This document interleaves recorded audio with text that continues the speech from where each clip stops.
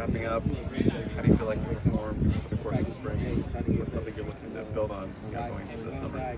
Definitely. It's a great competition in the room, great competition on and off the field.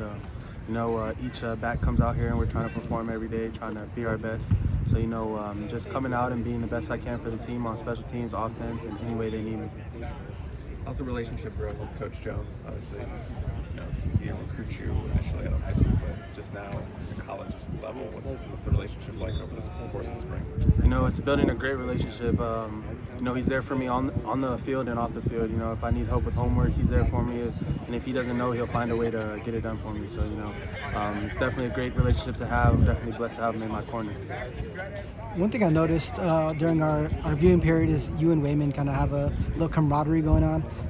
Between the two of you, what's it kind of like to have someone like him who came through the JUCO ranks to kind of bounce things off of and, come up together and learn the system together like that? Man, I give him all the credit in the world. JUCO's it's a tough path to go through, and he made it out. So, I give him the most, just all the accomplishments there. And then, he's a great person, great friend to have on my corner as well. I call him off the field. We talk about plays. We make sure we're at class together and homework's done. So, he's definitely a great person to have in the corner. What were your expectations of spring camp here at USC, and how does that compare to what actually happened? This is a championship program, so practice every day is at elite level. You have to have discipline. We have to come out here and try to get better every day. So, that's just the mindset coming into USC, and that's kind of what it was. Running backs done any bonding together, anything off the field together?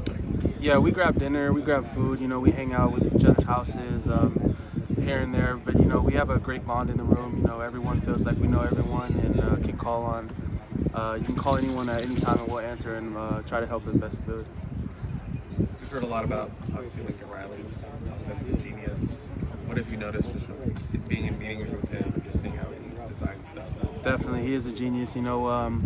Some of the stuff that he comes up with and has planned for us is best to none. So, I'm truly blessed and grateful to be an opportunity to play under his offense. And, I just can't wait to see how far we can take it.